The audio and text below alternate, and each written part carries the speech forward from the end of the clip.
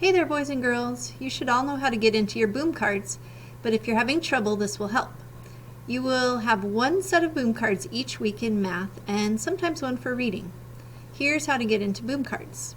First, make sure you're signed into your Google account. Now, when you're in the math section of our website, you will scroll down and see your assignments. Click on the words boom cards. This is a link that will take you to the boom cards site. If you're not signed into your Google account, you will click on Sign In with Boom and enter your school ID and password. They're on your yellow password card.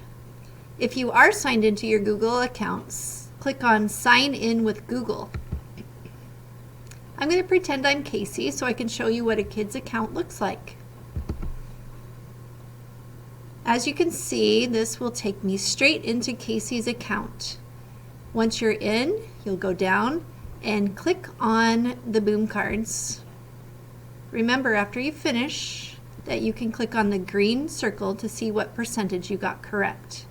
You will record this on your yellow checklist.